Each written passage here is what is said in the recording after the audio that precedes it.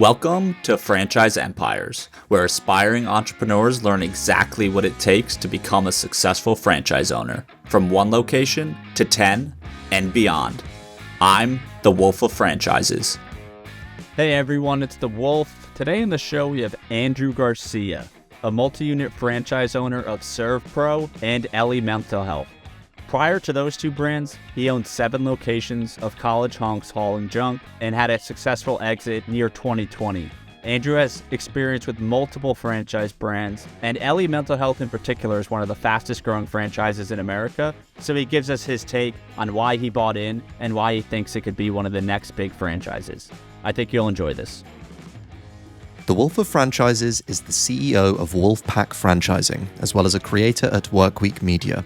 All opinions expressed by the Wolf and podcast guests are solely their own opinions and do not reflect the opinion of Wolfpack Franchising or Workweek. This podcast is for informational purposes only and should not be relied upon as a basis for investment decisions. The Wolf, Workweek, and Wolfpack Franchising may maintain positions in the franchises discussed on this podcast. Andrew, a good place to start. Let's go to the 2014-ish time. Yeah. Right around, before you got started with College Hunks, what were you doing professionally at that time? And was there a certain moment where you're like, I want to try to be a business owner? Yeah, absolutely. I mean, it wasn't necessarily a linear process, but went to college, graduated in 2009, went to college here in New Jersey, went right, the economy went right off the cliff at that point, pretty much. So, prospects for finding, well-paid work or, fulfilling work or, anything along those lines, a lot of the opportunities were kind of washed out. So I did ultimately wind up going into the workforce at that point, super low-paid job, basically I didn't even need a college degree for it. So, But, I took it just to kind of, start getting my feet wet a little bit. And I stayed in the workforce, in the traditional sort of 9-to-5 workforce, probably right up until about 2013. So I did about a 4-year stretch after college. I was just absolutely miserable. I was commuting into New York City every day, 90 minutes, 2-hour commute each way. It was just not what I saw for myself long term. So what I started to do at that point was, and I always had the entrepreneurial bug, I just didn't know what angle I would pursue it at. So I found, which is pretty popular now, called flippa.com. Yep. So I was like, you know what, maybe I'll buy myself a small website and I'll build it up, I'll scale it and I'll resell it and see how it goes. Or maybe keep it, depending how it's, what the trajectory looks like. So I won't say the name of this one, but I did wind up buying it, and it turned out to be essentially a clone of basically the guy who sold me the website. It was a basic software, a SaaS, software as a service. Okay. And he was just cloning it and reselling them to like a bunch of people. So that was my first foray into entrepreneurship. So thankfully, my partner, I have a partner as well. We, kind of put our heads down and just rolled with it. We're like, you know what, we're going to have to make this work now. We invested some money. We whacked on it. It wasn't a lot of money, but for an early, for a first attempt, I was like, oh my God, we put, X number of dollars into this. We have to make this work. So, we built it up and we probably grew it to, again, nothing massive, but probably about 200 active users. And then we got acquired. Not a big acquisition by any means, but it was our first win. It was like, okay, yeah, like now we're cooking. So after that, and it's a weird sequence. So everything has kind of come one after the other. Like one opportunity led right to another. So once we had that first sale, we got approached by a current franchisee of College Hunks hauling junk up in northern New Jersey.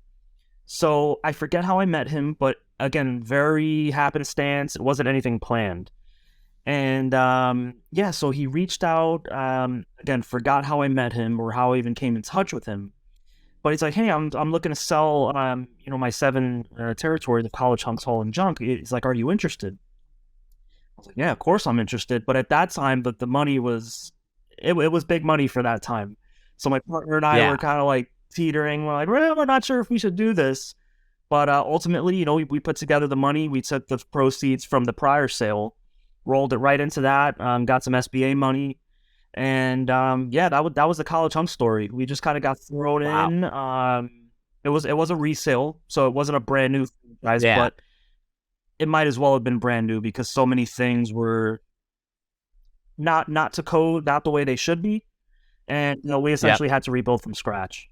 So, and that was a local, like a local opportunity with it, like meaning it was just within New Jersey. You weren't like buying a territory across the country like some folks do. Yeah, so it wound up being local. So the branch was based out of Fairfield, New Jersey. I'm not sure if they still are, but it was basically the entire northern New Jersey corridor, even into what some would call Central Jersey. I don't know if that exists or not, but anyway. It did go into Central Jersey a little bit, so it was a massive territory, several million potential customers, and big time opportunity that we got to take advantage of. No, that's awesome. Yeah, I mean, well, let's talk about just how going through. I guess it was your second acquisition, but obviously this one's much bigger scale, like a 7 territory franchise versus micro SaaS product. Sure. Did you leverage seller financing? Did you try to negotiate the price down? I mean, I'm assuming it was probably like most small business transactions. Like it was just a multiple of EBITDA that you were basing it off of? Yep. So you're saying on the back end, the acquisition when we sold, right? Yeah. Yes. No. No, I mean, when you bought into it. Yeah. Just how'd you and your partner approach that? Yeah. Because it's a much bigger scale than what you were used to at that time. Yeah, for sure. So honestly, we got a pretty good deal on that one. It did go based off of EBITDA. It wound up being like 1.5 times or something like that. So pretty. I mean. Oh wow. Yeah, that's not bad for a service-based industry. Usually, 2.5 for 3, depending on some certain things. I mean, you know as well as I do. It wound up, going for a low multiple. And, like I said, it was just kind of right place, right time. We're like, you know what? We don't want to look back on this 5-10 years from now and say, man, we should have bitten the bullet. So, we were okay. I wouldn't say we were okay with failing, but we were more okay with failing than not taking the opportunity in the first place. Sure. Yeah. No, I agree. The only thing worse than failing is not knowing what would have happened. And that goes for anything inside and outside of 100%. business. So I hear you there.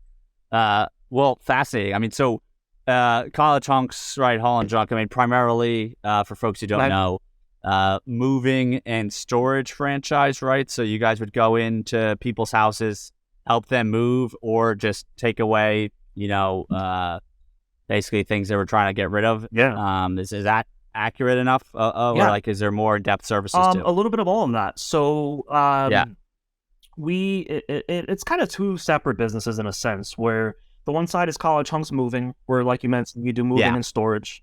That's local moves, that's interstate moves, so out of state, which we did a lot of. A lot of folks moving to the Carolinas, Florida, Arizona. Wow! So you'd have truck drivers driving from Jersey all the way down there. Yeah, for sure. Did not know. You saw a pretty fair amount of that, especially during our time in the business. A lot of people, I don't want to say older people, but let's say retired people, who New Jersey's a tough place to afford at a certain point. So yes, we saw a lot of that, a lot of interstate moving. So that was the one side. We did do some storage. Storage is kind of, it's a little tricky. There's some insurance stuff involved there that we decided we didn't want to get involved in as far as, holding people's stuff for too long. But yeah, so we did that. The other side of the business was the junk hauling business, of course. And that was junk hauling, donation pickups. We did a ton of repurposing, recycling, donations to Goodwill, Habitat for Humanity. I think Restore is another one that we did a lot of donation work with, and trying to keep a lot of as much as we can out of the waste stream, books, clothing, furniture.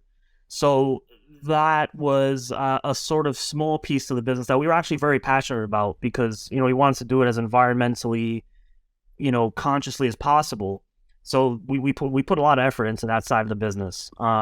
Yeah. And then general labor is something we did as well, which a lot of people don't realize the College Hunks franchises offer. So we can go, let's say someone's having their floors stripped and waxed, right? And they need all their furniture moved out of the house. Typically, they're going to call some friends, and friends are going to help. They're going to dig up the walls and, cause damage to the door jambs on the way out. So we've seen a lot of situations go not so well with that. So they would call us instead. They'd say, hey, I need 2 hunks, so to speak, 3 or 4, however many guys they needed to come essentially help them move the furniture out into their garage or up into the attic or wherever. The floors get stripped and waxed, so we come right back in on the back end, reset all the furniture. So that was called the general labor service, where, a moving truck wasn't needed, a junk hauling truck wasn't needed. It was more muscle. Yeah. No, I didn't know they offered that either. That's interesting. That was about 20% of our business, probably. Just the basic general labor. It was. I need a piano moved. I need a piano moved upstairs, or I need a piano moved downstairs. Your friends aren't helping with that. No. There's our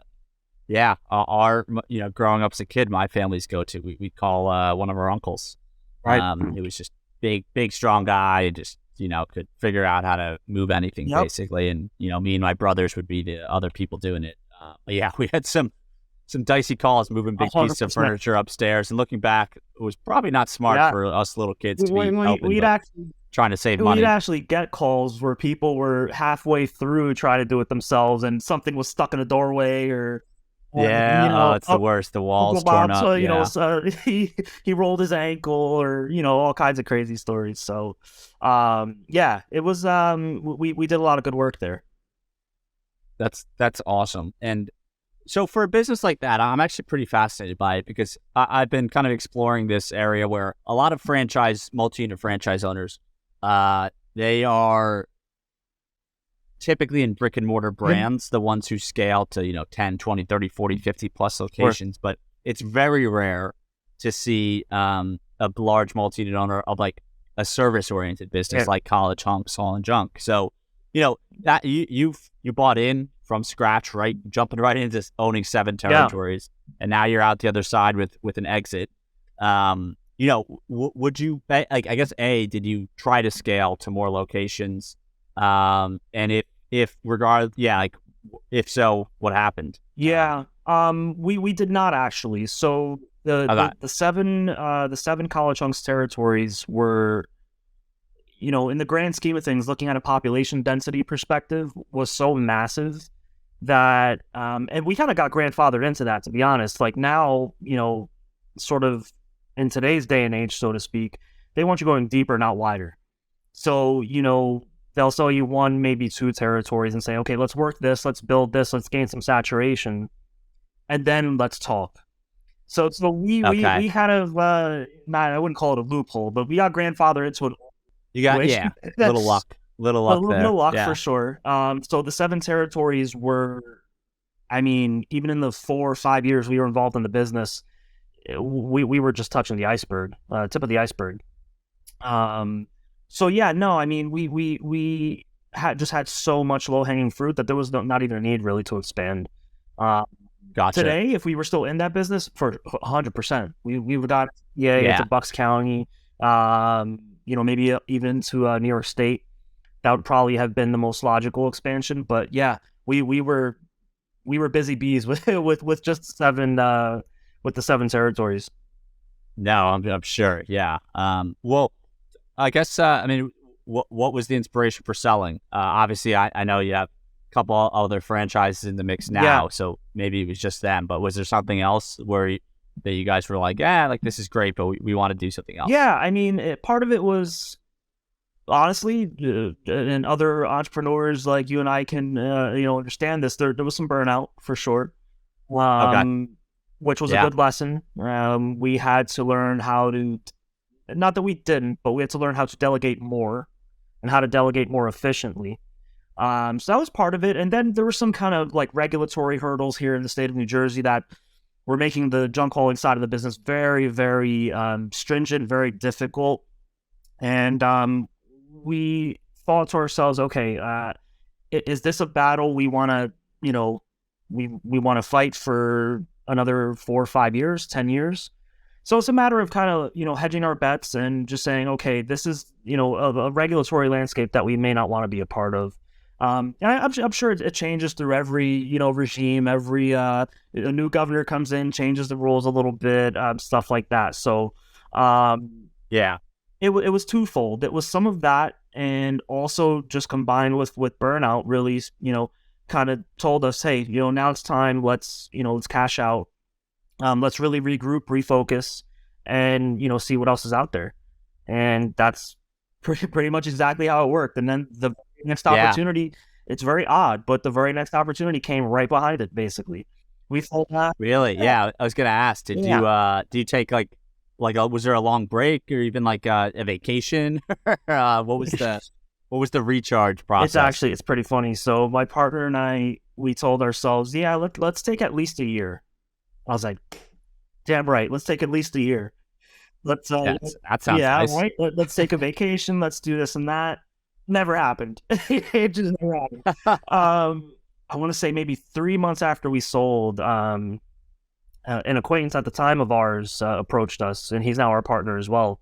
He approached us. He says, "Hey, do you guys know ServPro?" We said, "Of course, know ServPro. You see the commercials. They've been around forever." Yeah. He says, "Hey, there's a really great resale just outside of Philadelphia." So we're like, "Ouch, that's kind of far, this and that." So we decided to go forward. We looked into it a little bit. 6 months later, we were closed. Couldn't even actually. Couldn't resist. Maybe I would say from selling college hunks to getting into ServPro was maybe 6 or 7 months. Didn't reach the year. Didn't take the vacation. So it's kind of one of those funny stories where you tell yourself you're gonna do these things, and don't get me wrong, we did have some some time to recalibrate and sort of get our minds back to sort of normal. Oh, for sure. So we're grateful for that, but we're also grateful that the opportunity came up and we jumped on it. So 100%. Yeah, no, I found that when you're at the worst, the deepest point of the burnout feeling, that even as intense and as brutal as that could feel, at least for me, I recharge far quicker than I expect in that moment. Yeah. Meaning, before I started the Wolf of Franchises, and really kind of went all in on this, I had been with this startup in the franchise world, which kind of gave me all this experience meeting franchise owners and also, understanding franchisors and how many of them are out there. It was a 3 to 4 person team. We were all doing a ton of work, and I ended up leaving for multiple reasons. But I just remember thinking I need time off. And within by the middle of the second week off, I was back on my computer every day, researching things, coming up with startup ideas, and eventually it led me to the Wolf. But within that long of just being okay, I'm done, that's behind me, all of a sudden you just feel free and you feel energized again. 100% too. I mean, another sort of stimulus there too is when you're in business, you're used to for the most part you take a check, you take a distribution, whether it's monthly, quarterly, whenever you can. When that stops, it doesn't matter how much you sold the business for. You have that feeling in the back of your head, man, the check stopped. It's a little bit more of a little bit more fire under the butt to say, okay, what's next? No, definitely. Yeah. That's how it went, pretty much. Love it. Well, let's talk about ServPro. Yep. So it's a restoration franchise. I actually don't know too much about it. I guess if you can give just the elevator pitch for what you do as a ServPro franchisee, that would be great. Definitely do that. So ServPro, again, been around for a number of years, several decades.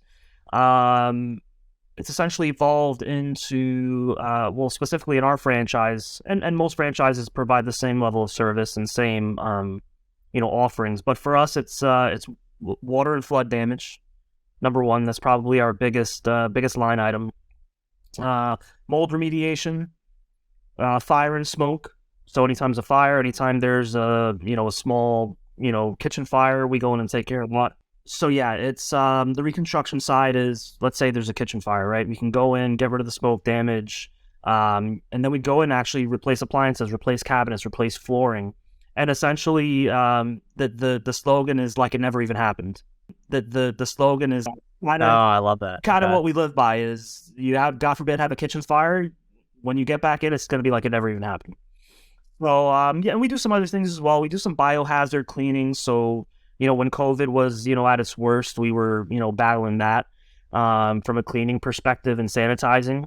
Yeah, that's pretty much the short elevator pitch. It's essentially any kind of catastrophic damage that can happen to a commercial or residential property. We get called in, and we bring it back to the way it was before it happened. So sure. Yeah. Well, so these businesses really interest me, and this is what I want to key in on for listeners, right? Is you as a business owner are getting paid a lot of the time by insurance providers, yes? Correct. Yeah, I'd say the vast majority is insurance pay for sure. Yeah. So that's I think just it's rare in a great, you're a home services provider in a way, like that's how people would categorize the franchise. So they lump them in with the gutter cleaning franchises and lawn mowing franchises and house painting franchises. But in those scenarios, you're haggling with the homeowner to say, hey, like we're going to charge you $1,500 to paint the house. I'm just making that number up. I have no idea if that's high or low. But in your case, right, it's, we just had a fire, or there was Hurricane Sandy, and now we got flooding, and like our first floor is destroyed. But they've been paying for insurance that they're going to get a premium there that covers it. So yeah, for you, what does that mean as a business owner? Like how are you going after insurance companies to like get a book of business, or do you convince the homeowners to work with ServPro? So we do have a certain amount of self-pay where, let's say they have a few inches of groundwater in their basement. They'll call us in, they'll say, hey, I don't feel like paying the deductible, I'll just pay you guys directly.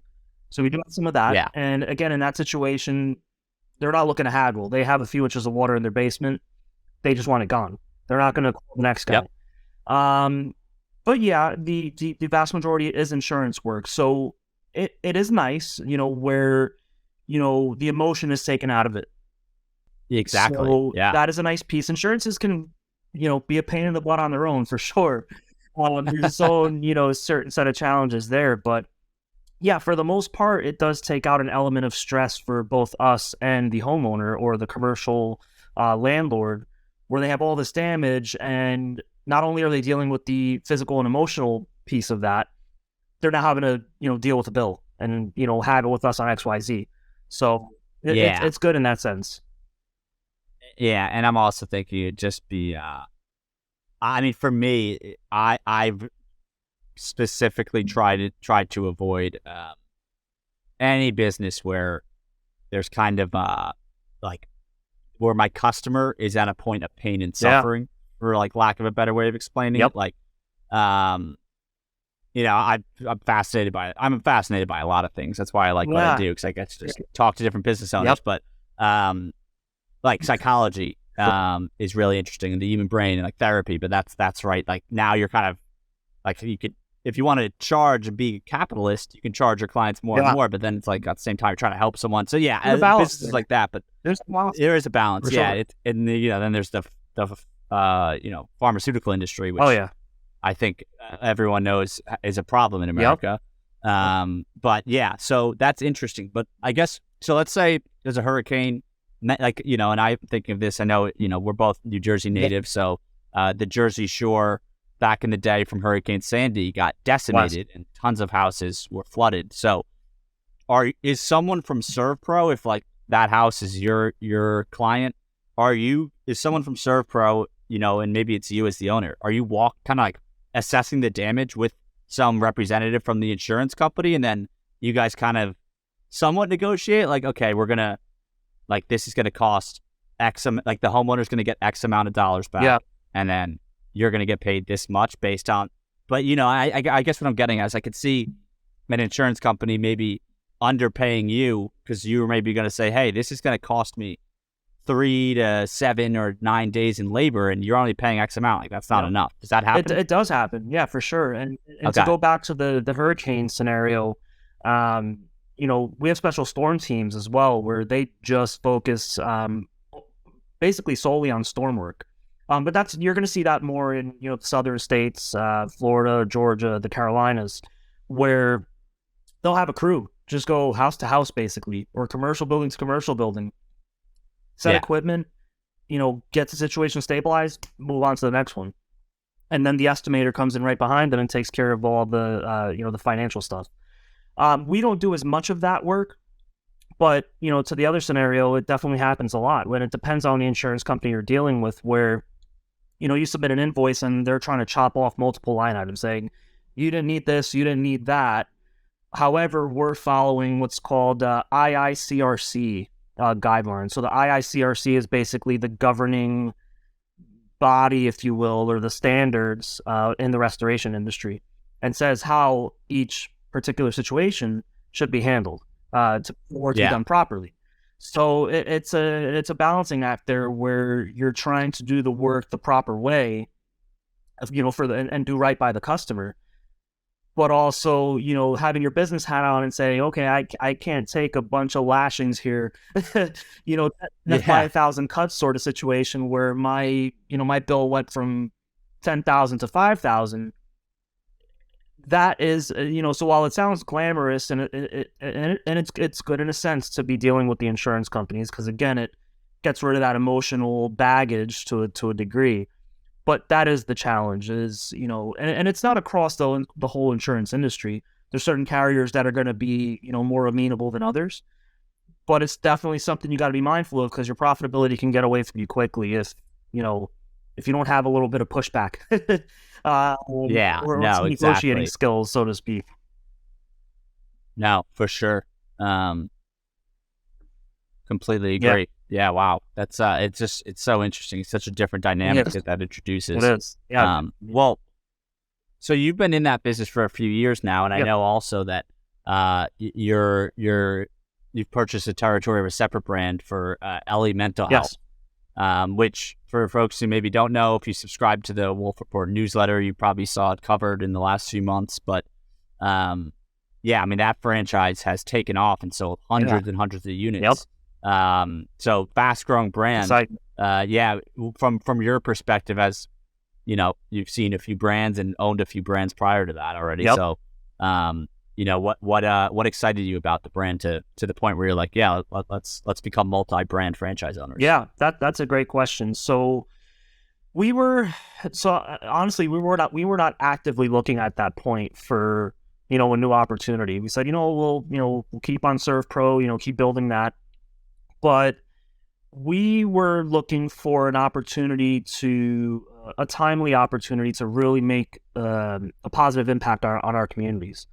And we all know, it's no secret at this point, that there is a serious mental health crisis around the world, but specifically here in the U.S. And regionally, it's worse than others. So, you know, we've always thought of ourselves as conscious capitalists. What can we do to make positive change while, you know, enriching our own lives and creating our own legacy? That's a tricky thing, you know, to do in this in the business climate we're in. So, yeah, it was very random. I was one of the multitude of like franchise search engines. I forget which one it was. It may have been French or something like that. And really, the logo just caught my eye.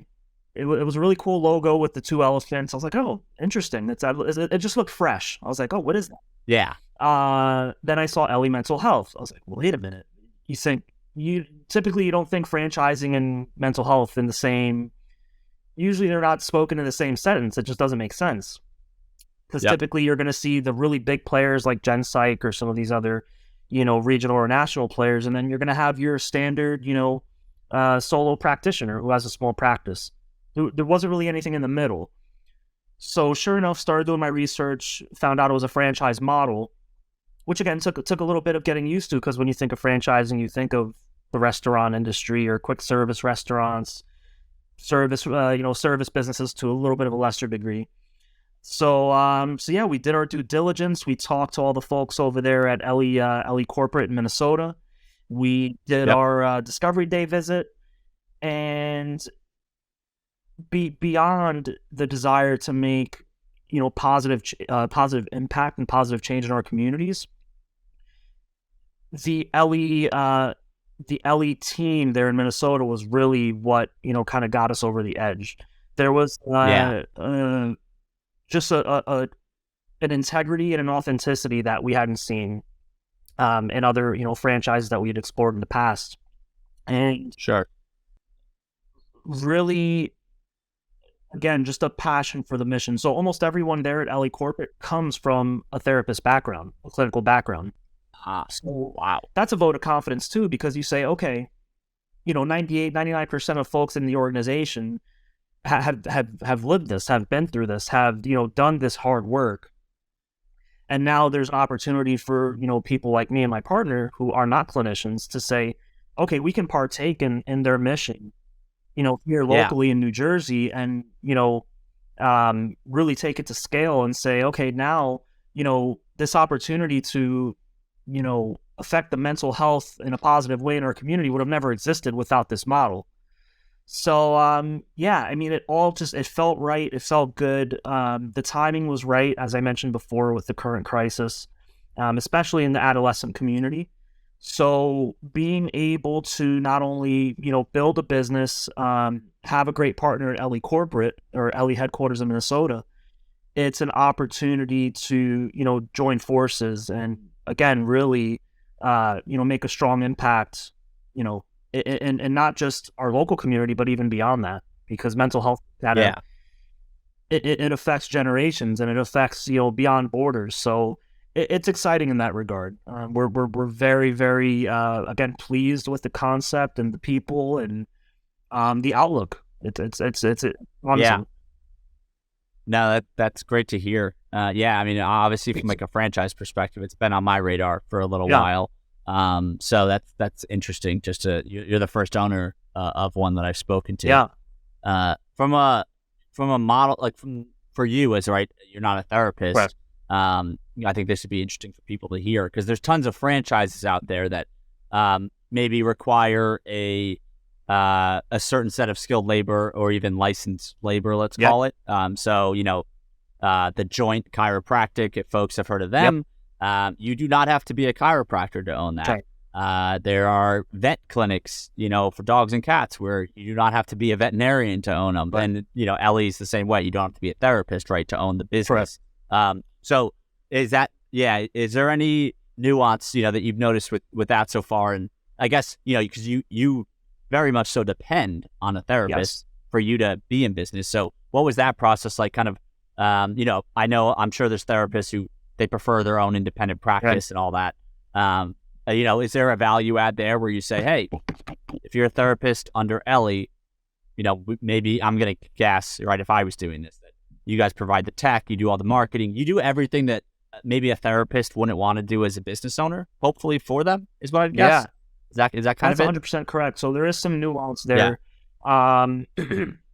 So yeah, I want to say in almost all the 50 states, 40 some odd states, you do have to partner with a licensed clinician. So basically how it works is there's two entities. So there's going to be the management group, which is the non-clinician owner, or the owner who does not come from a clinical background. And then there's the professional entity. They all roll up under Ellie Mental Health, under your LLC. But it's called Corporate Practice of Medicine. That's the name of the regulation.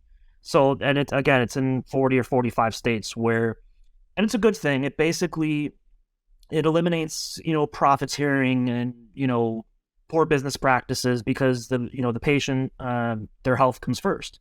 And we are absolutely on board with that. So in that regard, that's where the separate professional entity comes into play, where your licensed therapist, your licensed clinician essentially runs that piece.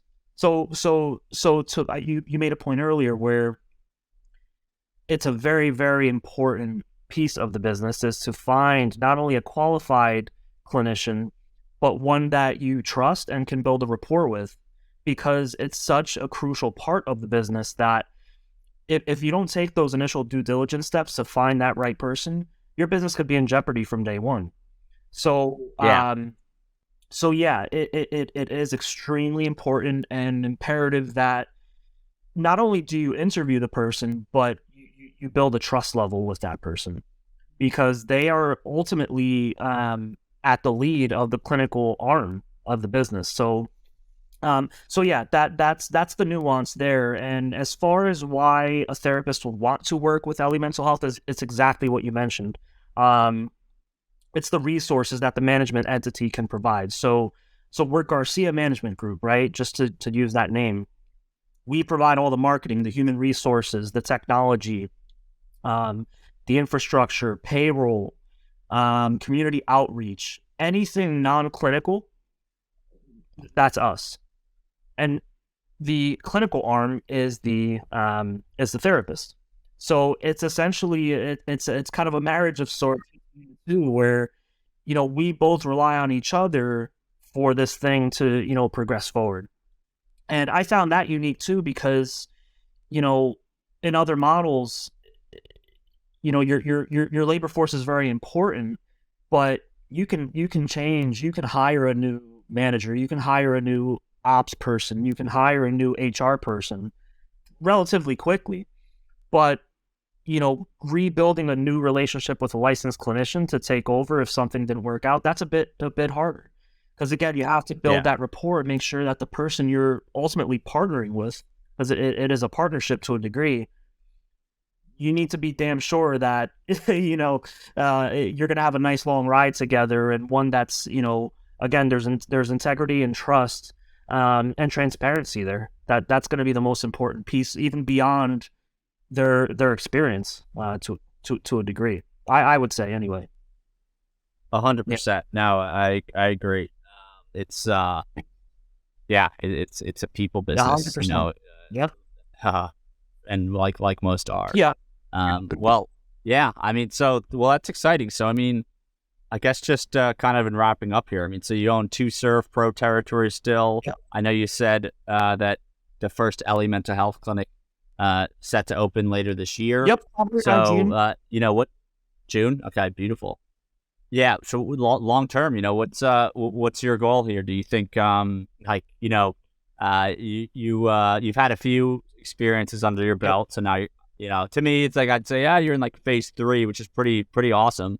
With ServPro and then Ellie. So is the goal, maybe more exits, kind of the way you do with College Hunks, or are you kind of trying to build maybe one of these more bigger diversified portfolios and kind of build something for the long term? Yeah, definitely the latter. We're looking to, again, sort of go deeper, not wider, for a bunch of reasons, just from a resource perspective, from a manpower perspective. And again, just New Jersey being so densely packed, you have so much opportunity into such a small area in most parts of New Jersey. So with that said, on the Ellie front, we're going to be opening, we are actually contracted for a second clinic. The second clinic will probably open early, I'd say early January. I'm sorry, excuse me, early 2024, not January, but sometime in early 2024. Gotcha. And we're just going to kind of see how it goes from there, because honestly, if it goes well, and we have no reason to think it wouldn't, we'd go for a third or fourth, then, kind of just keep going. Sure. Here's where I think our trajectory changes is we've been in multiple brands. I think the way we'd want to proceed is focus on fewer brands, but go deeper with those brands. Because you're a franchising expert. When you get into a new franchise, there's a whole new set of expectations, a new brand standard, absolutely, everything that you have to adapt to, which is great. I mean, if something came along in the future that was just so interesting, it's not to say we wouldn't do it, but I think we're all in on ServPro and Ellie right now. We're just going to keep pushing them, grow. And Ellie, like I said, is particularly exciting because there's something special there that we can do that I dare to say most businesses can't. And the mental health space, it's just so, it's delicate and so important, and it's so crucial to our well-being that it's particularly exciting for me as we, kind of move forward, open our first location, and hit the ground running. I could see us doing 4 or 5, who knows, maybe even more. Just that. Yeah. It's just a matter of taking the ride, seeing where it goes. That's how we're pursuing things. We're not putting too many expectations on ourselves. We're just saying, let's put in the work. Let's put in the, the elbow grease, and what's going to come is going to come. So yeah, that's kind of how we like to operate.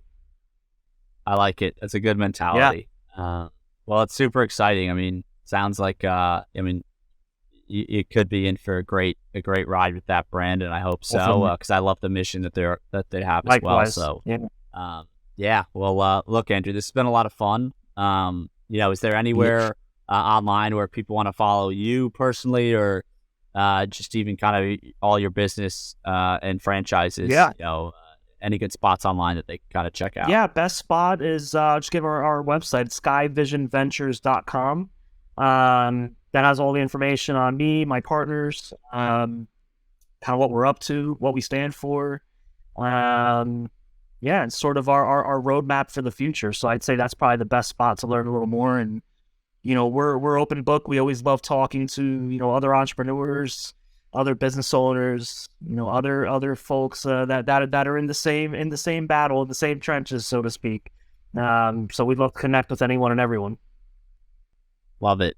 All right, awesome. We'll plug skyvisionventures.com in the show notes, everyone, so you can check that Appreciate out. It. And Andrew, thanks again, and we'll talk soon. Absolutely. Thank you so much for the time. I really appreciate it. Thanks for listening to Franchise Empires. We're coming to you soon with actionable insights to take the next step on your franchise journey. So make sure to subscribe on Apple, Spotify, Google, or wherever you listen.